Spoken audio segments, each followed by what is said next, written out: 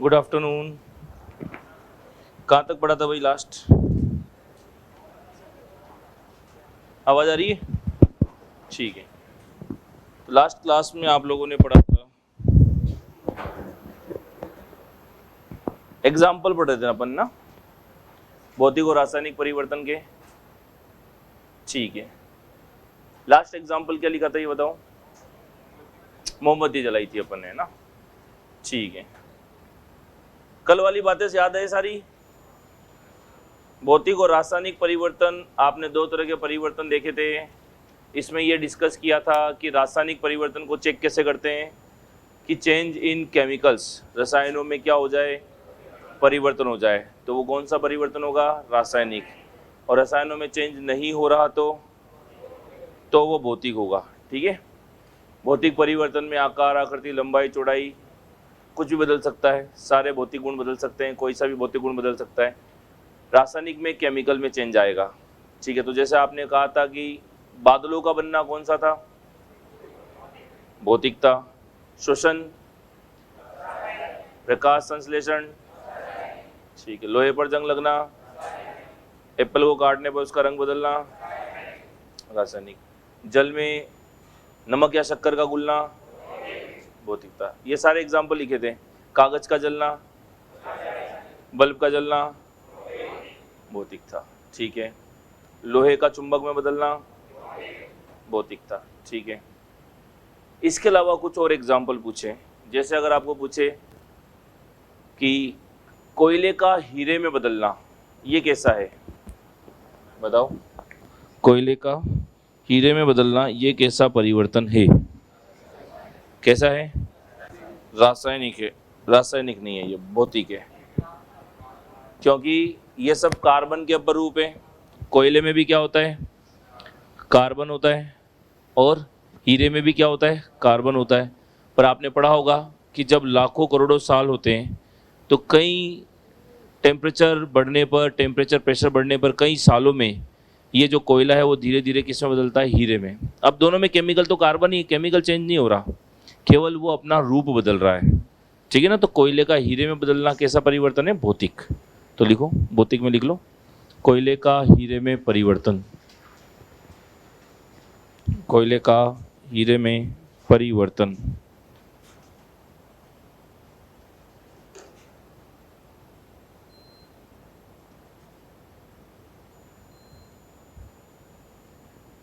कोयले का हीरे में परिवर्तन, ये भी कौन सा है? भौतिक परिवर्तन है, फिजिकल चेंज है। ठीक है, अच्छा अब देखिए बेसिक बात कि अगर आपके पास सॉलिड है, सॉलिड को अगर हम गर्म करते हैं तो पहले किस में बदलता है? लिक्विड में। लिक्विड को और गर्म करेंगे तो गैस में बदलता है। तो ये जनरली ऐसा होता है। ठीक है, अब अगर अपन बात करें कि अगर कुछ पदार्थ ऐसे होते हैं वो सॉलिड से सीधे गैस में बदल जाते हैं, ऐसा परिवर्तन या ऐसा प्रोसेस आपने पढ़ा होगा, क्या कहलाता है? ऊर्ध्वपातन। सुना है नाम? इंग्लिश में कहते हैं सब्लिमेशन, ऊर्ध्वपातन। तो ऊर्ध्वपातन में पदार्थ सॉलिड से सीधा किस में बदलता है? गैस में। तो पहले तो ये बताओ, ऊर्ध्वपातन भौतिक परिवर्तन है या रासायनिक? कैसा है बोलो? भौतिक ही है भाई। क्यों? अवस्था बदल रही है। ठीक है, जैसे मैंने बोला आपके पास नेफ्थलीन है, नेफ्थलीन की गोलियां होती है, मार्केट से लाते हैं, किस अवस्था में होती है? सॉलिड। कपड़ों के बीच में रख दो, 3-4 महीने बाद क्या होता है? गायब हो जाती है, क्योंकि वो किस में बदल गई? गैस में। तो पहले नेफ्थलीन था सॉलिड फॉर्म में, अब वो बदल गया किस में? गैस में। तो नेफ्थलीन केमिकल थोड़ी चेंज हुआ, गैस भी नेफ्थलीन की तो बनी है और किसी केमिकल की थोड़ी बनी है। तो केमिकल तो वो का वही है, उस केमिकल ने केवल क्या बदली? अपनी अवस्था बदली। और ये कौन सा गुण है? भौतिक गुण है। तो ये ऊर्ध्वपातन जो होता है ये कौन सा परिवर्तन है? भौतिक है। उदाहरण पूछते हैं आपको एग्जाम्पल इसके, जैसे कपूर, कैम्फर होता है, सॉलिड से सीधा गैस में बदल जाता है। ठीक है, दूसरा नौसादर, नौसादर होता है NH4Cl, नाम याद रखना इसका, इसको अमोनियम क्लोराइड कहते हैं, इंग्लिश वाले लिखेंगे अमोनियम क्लोराइड। तीसरा नेप्थेलीन, नेप्थेलीन की गोलियां होती है। चौथा आयोडीन।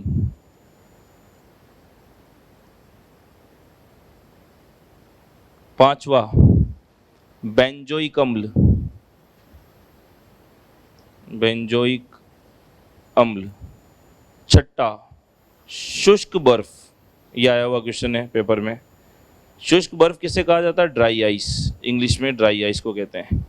और ये होता किसका नाम है? ये नाम होता है सॉलिड CO2 का। ठोस कार्बन डाइऑक्साइड को किस नाम से जानते हैं? किस नाम से? शुष्क बर्फ। ये आपने कहाँ देखा है? देखा होगा जब भी कभी आग लग जाती है तो अग्निशामक यंत्र होते हैं, फायर एक्सटिंग्विशर, देखें लाल वाले सिलेंडर, उनको जब यूज़ करते हैं तो उनसे पदार्थ जो निकलता है वो किस कलर का निकलता है? सफ़ेद सफ़ेद निकलता है ना। ऐसा लगता है जो सफ़ेद सफ़ेद झाग जैसा निकल रहा है, वो ज़मीन पे गिरता है तो ऐसा लगता है जैसे ज़मीन पे क्या गिरी हुई है? बर्फ़, शुष्क बर्फ़ गिरी हुई है। तो वो बर्फ़ थोड़ी निकलती है उससे। अग्निशामक यंत्रों में क्या बढ़ते हैं? ये CO2 होती है जो क्या करती है? आग बुझाने में सहायक है। तो ये सब किसके उदाहरण हैं?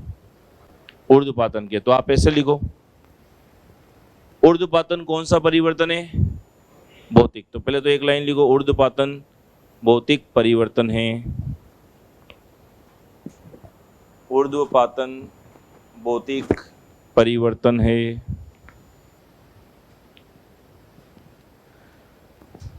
ऊर्ध्वपातन भौतिक परिवर्तन है।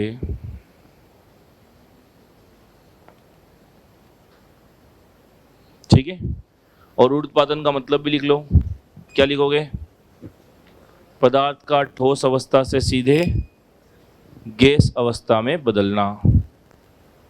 पदार्थ का ठोस अवस्था से सीधे गैस अवस्था में बदलना।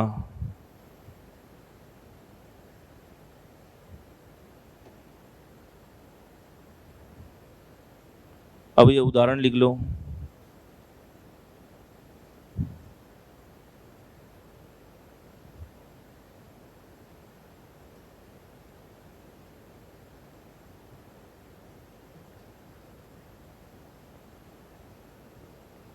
अब ये उदाहरण लिख लो ऊर्ध्वपातन के।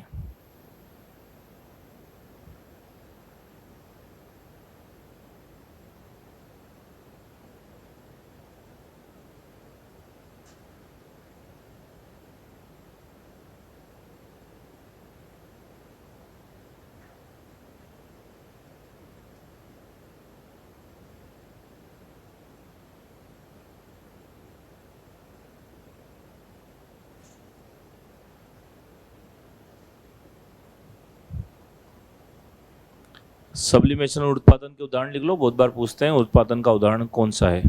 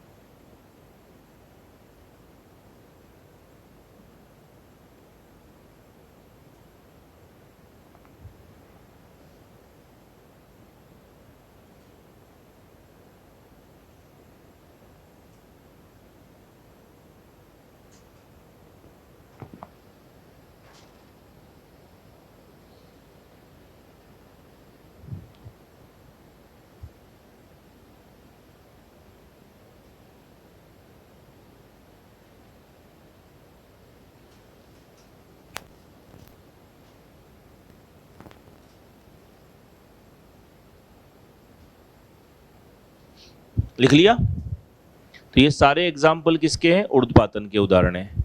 और ऊर्ध्वपातन कौन सा परिवर्तन है? भौतिक परिवर्तन है। ठीक है, चलिए एक वर्ड और आता है, आपने कभी पढ़ा होगा, इसको बोलते हैं पायसीकरण।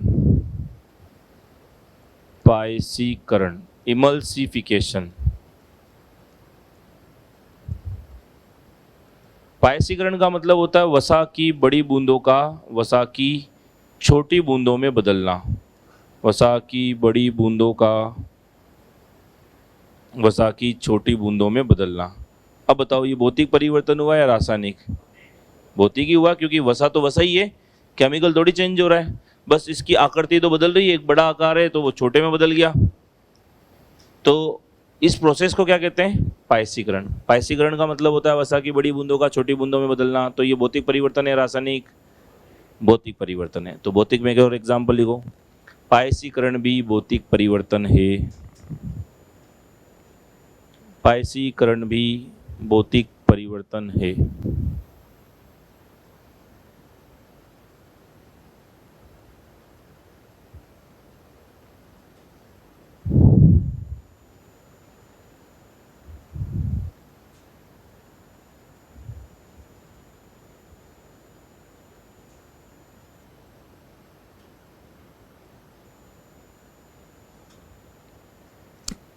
ठीक है, पायसीकरण का मतलब लिख लो चाहो तो, वसा की बड़ी बूंदों का वसा की छोटी बूंदों में बदलना। Conversion of large droplets of fat into small droplets of fat. वसा की बड़ी बूंदों का वसा की छोटी बूंदों में बदलना, इसको कहते हैं पायसीकरण।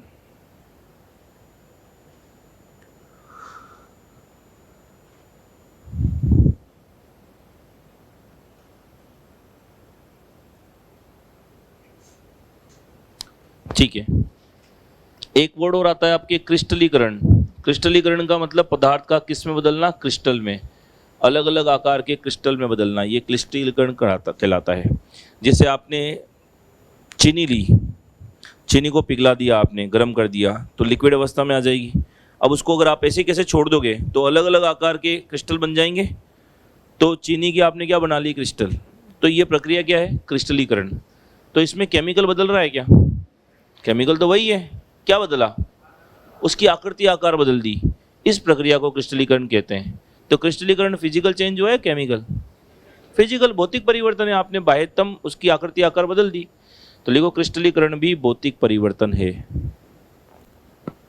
क्रिस्टलीकरण भी भौतिक परिवर्तन है।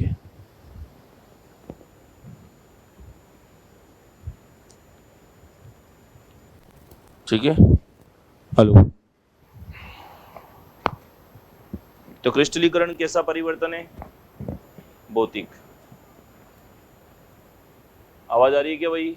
बोलो, आवाज आ रही है क्या? अब अब अब ठीक है,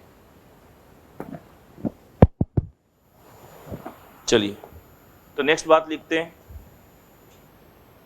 क्रिस्टलीकरण भौतिक परिवर्तन है। ये हो गए आपके भौतिक और रासायनिक परिवर्तन के बारे में सारी जानकारी जो आपको पूछी जाती है। कि यहाँ से क्वेश्चन देखो दो तीन तरीके से बनते हैं।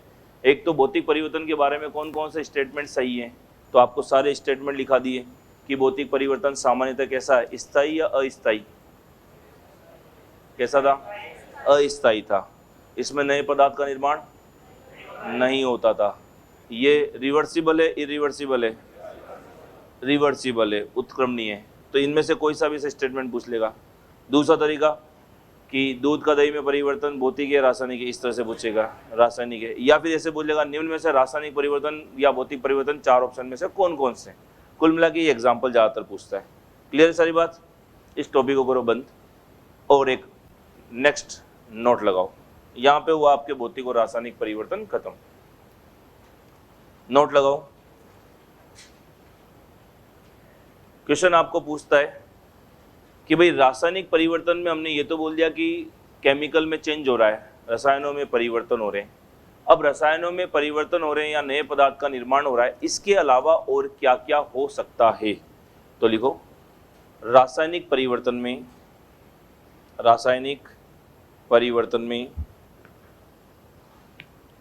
नए पदार्थ के निर्माण के अतिरिक्त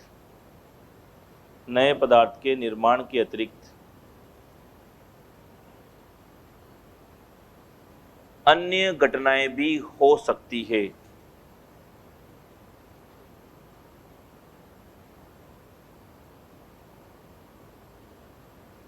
अन्य घटनाएं भी हो सकती है।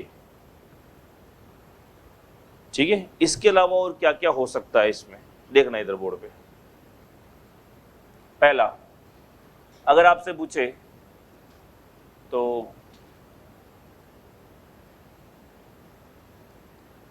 नई गैस का निर्माण भी हो सकता है। आपने दो केमिकल को मिलाया, कोई नई गैस निकल रही है बुदबुदाहट के रूप में, तो नई गैस निकल रही है मतलब नया केमिकल बना ही है, तो वो भी कौन सा परिवर्तन है? रासायनिक। दूसरा, नई गंध का निर्माण, ये भी हो सकता है। तीसरा, ऊष्मा का उत्सर्जन या अवशोषण,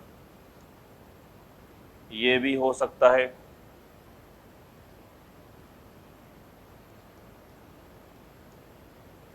ये भी हो सकता है। एब्जॉर्प्शन ऑफ हीट या इमिशन ऑफ हीट, जैसे आप लोग एक एग्जांपल पढ़ते हो,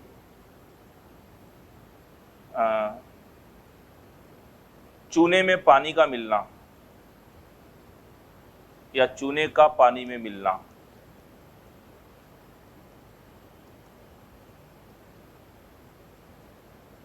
चूना होता है CaO, इसको बोलते हैं कैल्शियम, ओ के लिए लगाते हैं ऑक्साइड।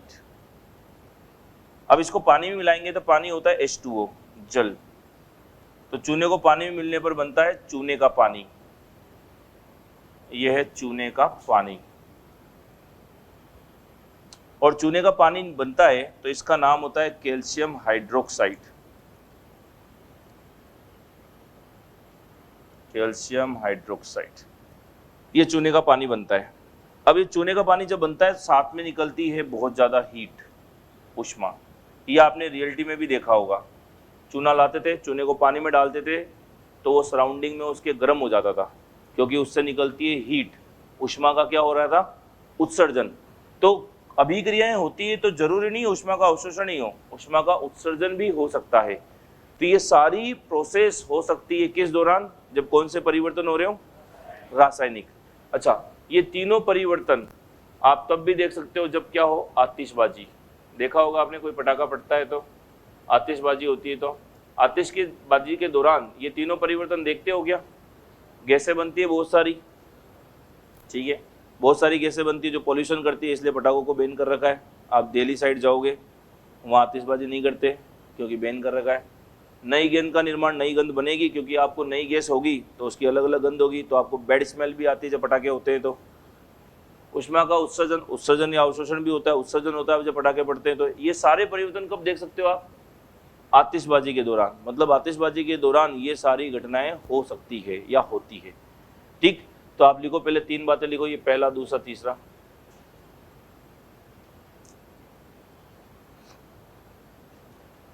उदाहरण लिख के लिखो, ये पहला, दूसरा, तीसरा, तीनों एग्जाम्पल।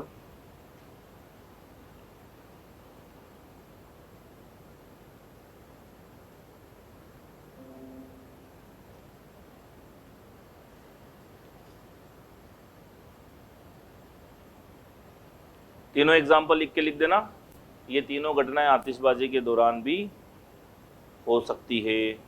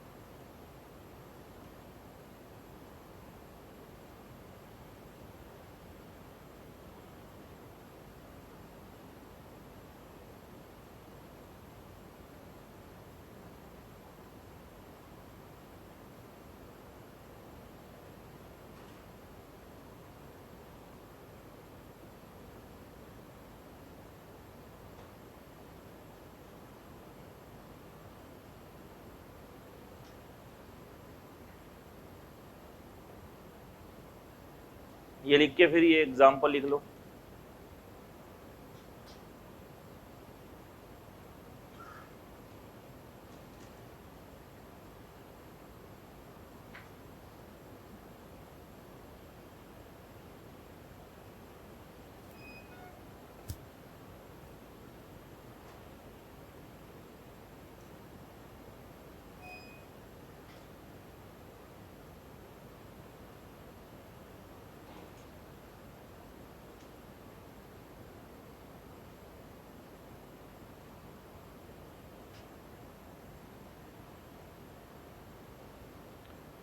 चूने के नीचे लिखा हुआ है इसका केमिकल नेम, इसको बोलते हैं कैल्शियम ऑक्साइड।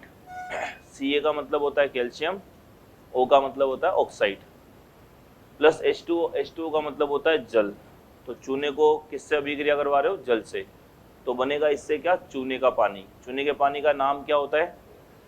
Calcium hydroxide. ठीक है, और साथ में ऊष्मा निकलती है।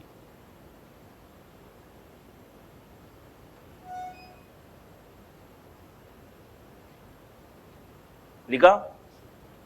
अब सुनो और क्या क्या पूछता है आपको यहां से। आपको कैसे पूछता है क्वेश्चन को? जब चूने के पानी में ये चूना है और ये पानी है तो इससे बन गया चूने का पानी। इसका एक दो नाम और फेमस है, वो भी ध्यान रखना। ये जो चूना है ना, इसमें वाटर नहीं है, H2O थोड़ी है इसके अंदर, इसलिए इसको बोलते हैं बिना बुझा चूना। बिना बुझा चूना बहुत बार एग्जाम में ये आता है। बिना बुझे चूने का रासायनिक नाम क्या है? इंग्लिश में बोलते हैं क्विक लाइम। ये बिना बुझा चूना है, और ये चूने में पानी मिल गया तो चूना बुझ गया, इसलिए इसका नाम होता है बुझा हुआ चूना, स्लैग्ड लाइम। ये नाम यहाँ याद रखने पड़ेंगे आपको। स्लैग्ड लाइम कहते हैं इसको। तो इन दोनों के नाम लिख लो और क्या क्या है।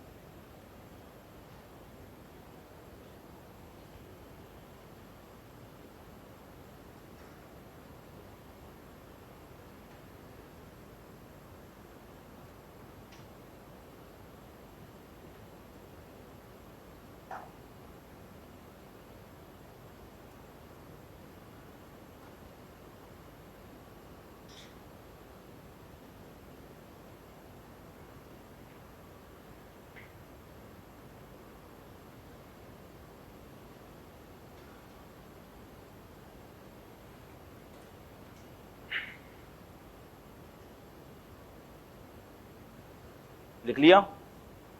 तो देखो यहां से क्या क्या क्वेश्चन पूछते हैं। एक तो पूछेगा बिना बुझा चूना या चूने का रासायनिक नाम क्या है? क्या है? Calcium oxide. दूसरा, चूने के पानी का रासायनिक नाम क्या है? Calcium hydroxide. ठीक है, दो बातें तो ये बेसिक। फिर नेक्स्ट, बुझा हुआ चूना किसे कहा जाता है? किसे कहा जाता है बुझा हुआ चूना? कैल्शियम हाइड्रोक्साइड को ही कहा जाता है। तो आपको क्वेश्चन कैसे पूछते हैं कि जो ये चूने का पानी है, इसमें अगर हम लोग CO2 गैस प्रवाहित करते हैं, तो चूने के पानी में जब CO2 गैस प्रवाहित करते हैं तो इसमें एक पदार्थ बनता है, इसका नाम होता है कैल्शियम कार्बोनेट। क्या नाम है इसका?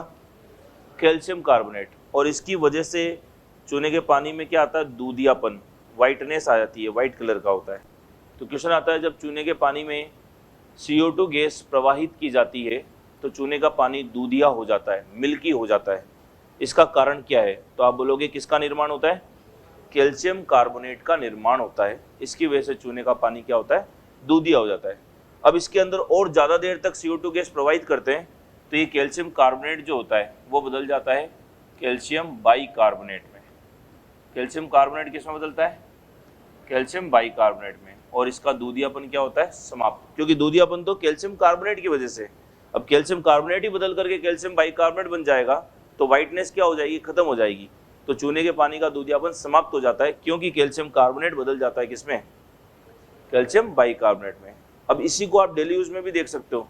आप पुराने टाइम में देखा होगा, अपन दीवारों पे पुताई करते थे तो मार्केट से चूना लाते थे, उसमें पानी मिलाते थे, चूने में पानी मिलता था, चूने का पानी बन जाता था, उसको आप दीवारों पे करते थे। तो देखा होगा जब दीवारों पे करते तो दीवारें गीली गीली सी रहती थी, तो 1-2 दिन तक, 24 से 48 घंटे तक तो गीली रहती थी। तो उसमें चमक आती थी क्या? नहीं, पर वो रूम पड़ा रहेगा ऐसा ही। तो इस वातावरण में CO2 होगी, वो CO2 उस दीवार पे जो आपने चूने का पानी लगाया है, उस चूने के पानी से वो CO2 क्रिया करती है वातावरण की, और क्या बना देती है दीवारों पे? Calcium carbonate. तो दीवारों पे क्या आ जाती है? उससे चमक आ जाती है। तो इस वजह से वाइट वॉश करते थे हम लोग। क्यों? क्योंकि दीवारों पे कौन सा पदार्थ बन जाता था? Calcium carbonate. इसलिए 1-2 दिन बाद सूखने के बाद देखा होगा दीवारों पे चमक आ जाती थी, देखा है? लेकिन क्या जिंदगी भर चमकती है कि दीवारें फिर? नहीं। क्यों? क्योंकि इस रूम के अंदर CO2 तो रहेगी, तो ये कैल्शियम कार्बोनेट उस रूम में पड़ी हुई और CO2 से धीरे धीरे क्या करता रहता है? क्रिया करता रहता है, और बाद में जाके किस में बदल जाता है? कैल्शियम बाइकार्बोनेट में। इसलिए दूधियापन क्या हो जाता है? समाप्त हो जाता है, इसलिए आपको अगले साल फिर वापस व्हाइट वॉश कराना पड़ता है, पुताई करानी, कढ़ाई बोलते हैं ना शायद, कढ़ाई करानी पड़ती है। उसके पीछे कारण ये होता है। तो ये डेली यूज में भी आप लोग ये सारी बातें देखते हो। तो अब देखो एग्जाम में क्या क्या पूछता है, लिखो लिखो। जब जब जब चूने के पानी में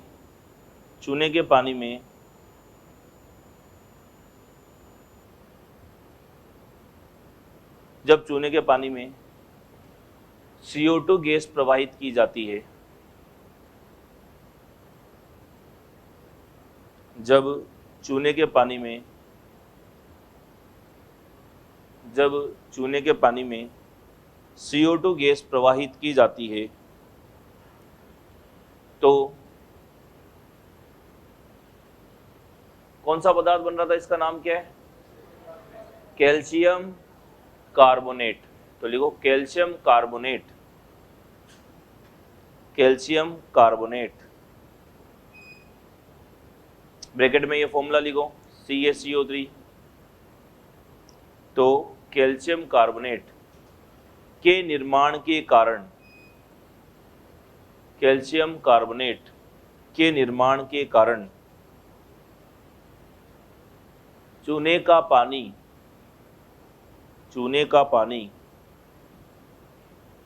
क्या हो जाता है, दूधिया हो जाता है। कैल्शियम कार्बोनेट के निर्माण के कारण चूने का पानी दूधिया हो जाता है। ठीक है। परंतु और अधिक मात्रा में CO2 गैस, और अधिक मात्रा में CO2 गैस प्रवाहित करने के कारण, और अधिक मात्रा में CO2 गैस प्रवाहित करने के कारण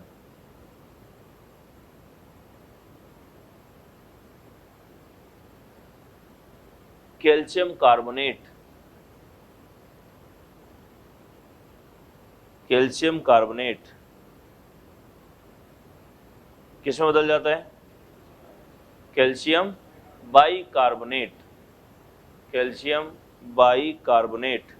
कैल्शियम बाइकार्बोनेट का फॉर्मूला लिखना चाहो तो लिख देना, CaHCO3 का whole twice. Calcium carbonate, calcium bicarbonate का फॉर्मूला ये रहा, कैल्शियम बाइकार्बोनेट में बदल जाता है।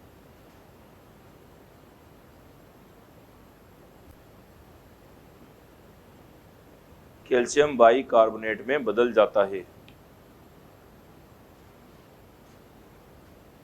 जिससे दूधियापन समाप्त हो जाता है, जिससे दूधियापन समाप्त हो जाता है।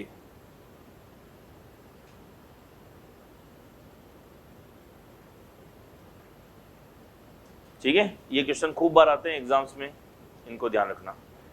ये सब कौन से परिवर्तन है, भौतिक या रासायनिक, बोलो, रासायनिक। 3 एग्जाम्पल लिख लिए।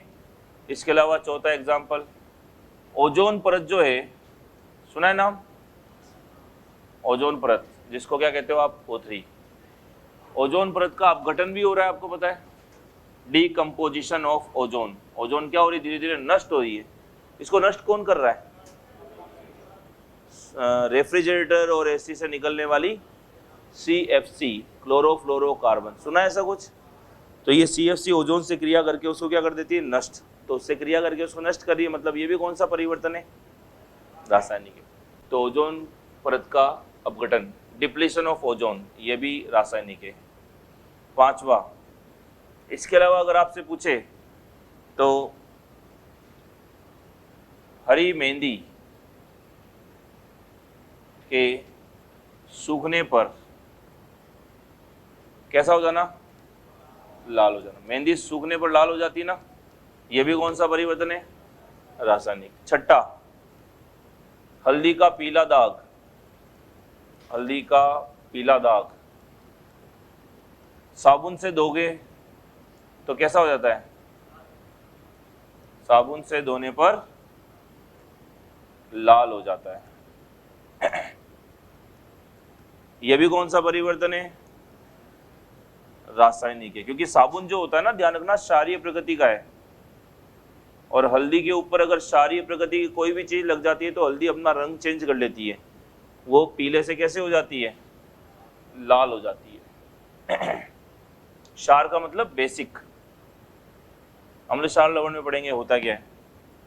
7वां, जादूगर द्वारा जादू से सफेद धुएं का निर्माण करना। तो देखा होगा बहुत बार जादूगर सफेद धुआं बनाते हैं, वो भी केमिकल रिएक्शन है। दो केमिकल को मिलाने पर सफेद धुआं बनता है। कौन कौन से? आप लोग ले लो NaOH और आप लोग ले लो HCl। जब ये दोनों अभिक्रिया करेंगे, इसको कहते हैं सोडियम हाइड्रोक्साइड। क्या नाम है इसका?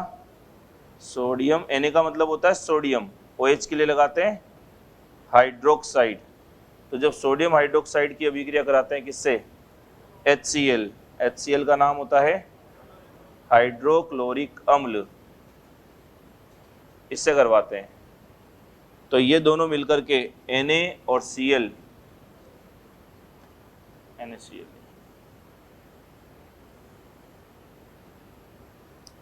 NH4OH, ammonium hydroxide. NH4 का मतलब अमोनियम, OH का मतलब हाइड्रोक्साइड। तो अमोनियम हाइड्रोक्साइड और जब HCl की क्रिया करवाते हैं तो इधर से आता है NH4, इधर से आता है Cl, क्या बन जाएगा? NH4Cl। ये जो NH4Cl बनता है ना, इसका कलर होता है सफ़ेद। तो ये सफ़ेद धुएं के जैसा दिखता है। और साथ में क्या बन जाएगा? H और OH, वाटर बन जाएगा। तो क्वेश्चन पूछ ले आपको, जादूगर जादू से सफ़ेद धुएं का निर्माण करता है, तो ये सफ़ेद धुआं किस पदार्थ का होता है? किसका होता है? ये NH4Cl का होता है। और ये NH4Cl जो है, इसका नाम मैं बताया था, अभी थोड़ी देर पहले बताया था, नौसादर कहते हैं इसको। याद है क्या?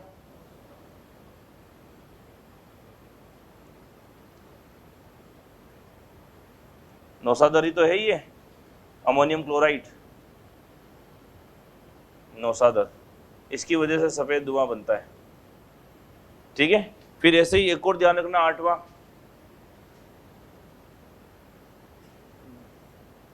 जादू या जल में आग लगाना।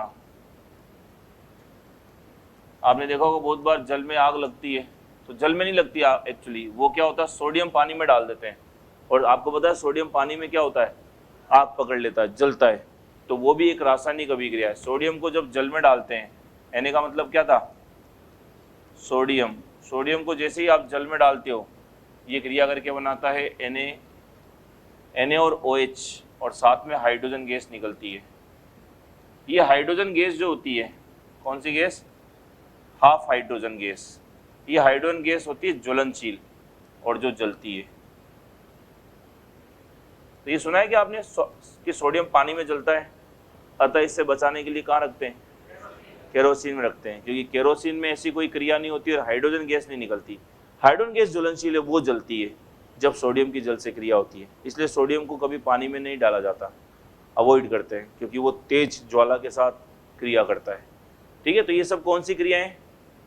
रासायनिक। फिर 9th नंबर पे पढ़ोगे आप, लोहे पर जंग लगना। इसकी डिटेल पढ़ेंगे हम लोग, लोहे पर जंग लगना क्या है। एक बार ये सारी बातें लिख लो।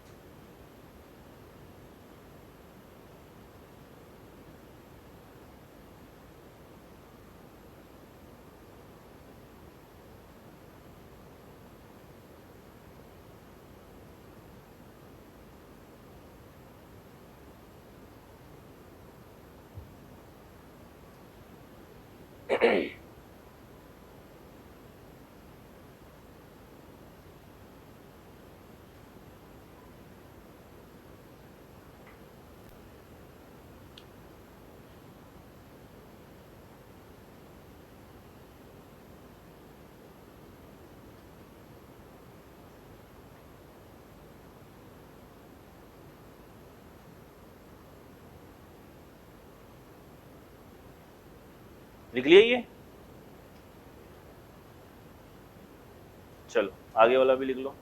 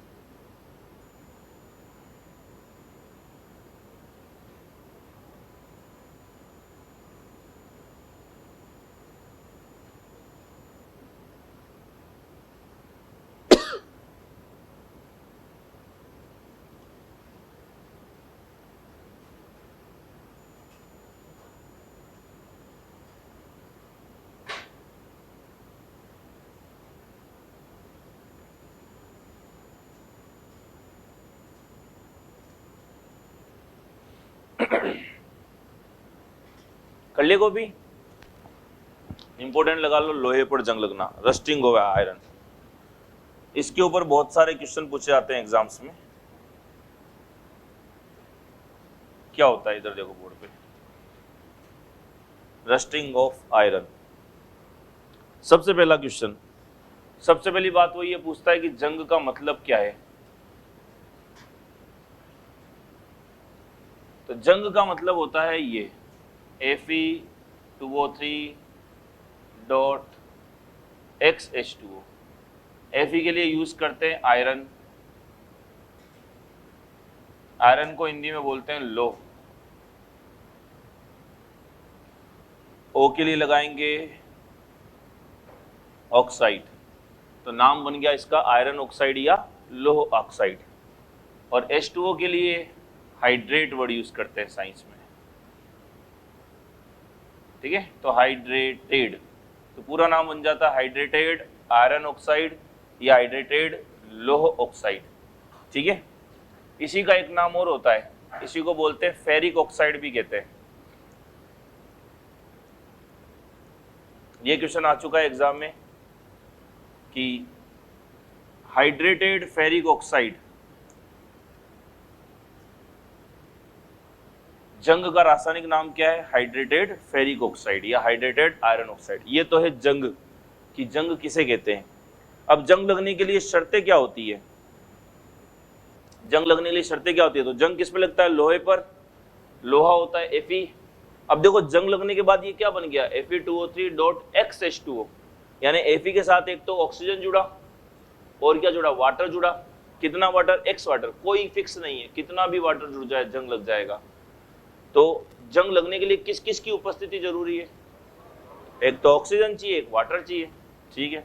तो एक तो ऑक्सीजन कोमा जल, इनकी उपस्थिति चाहिए। अच्छा, जिस टेबल पे बैठे हो आप, ये इस रूम के अंदर है, इस पे तो कभी भी जल की कोई बूंद गिर ही नहीं सकती, फिर भी देखना इस पे जंग लग जाएगा।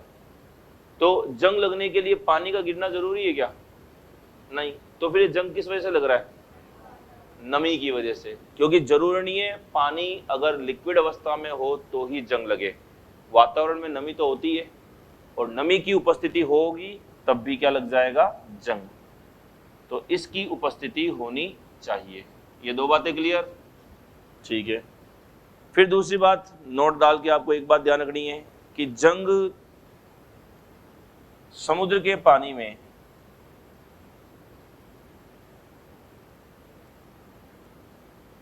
फास्ट लगता है, क्योंकि वहां खूब सारे लवण होते हैं, खूब सारे सोल्ट होते हैं, खूब सारे आयंस होते हैं, ताकि ये अभिक्रिया क्या हो जाए। सुनो, इसका वॉल्यूम बढ़ाओ, थोड़ा सा वॉल्यूम बढ़ाओ। तो उसकी वजह से ये क्या होती है, प्रोसेस बहुत तेज होती है। फिर नेक्स्ट बात आपको ये पूछता है कि जंग लगने में सबसे पहली बात भौतिक परिवर्तन होता है, रासायनिक। जंग लगना कैसा परिवर्तन है, रासायनिक परिवर्तन है, केमिकल चेंज है, बताया था अभी आपको। क्योंकि Fe जो था वो किस में बदल जाता है, Fe2O3.XH2 में बदल जाता है, केमिकली बदल गया, ऑक्सीजन जुड़ गई, वाटर जुड़ गया। दूसरी बात, जंग लगने में क्या होता है, लोहे के साथ ऑक्सीजन जुड़ रही है क्या, और लोहे के साथ ऑक्सीजन जुड़ेगी तो ऑक्सीजन के जुड़ने के लिए साइंस में एक वर्ड आता है ऑक्सीकरण। तो लोहे का क्या होता है, ऑक्सीकरण होता है, ऑक्सीडेशन होता है।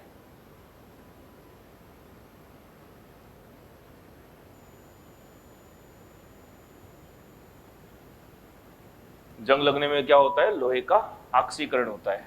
तीसरी बात, जंग लगने पर लोहे का भार, अब बताओ बढ़ता है या घटता है।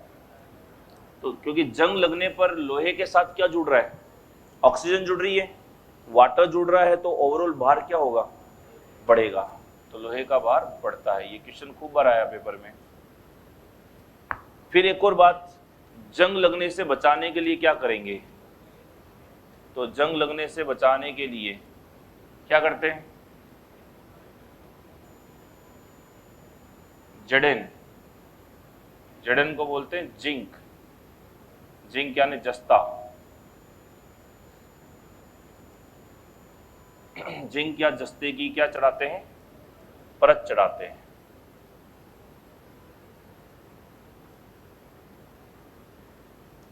इस प्रक्रिया को क्या कहा जाता है, जस्ते की परत चढ़ा रहे तो नाम क्या दे दिया, जस्तीकरण। इसी का एक और नाम होता है हिंदी में यशद लेपन। इसी का एक और नाम होता है साइंस में गैल्वेनीकरण। क्या नाम है, गैल्वेनाइजेशन।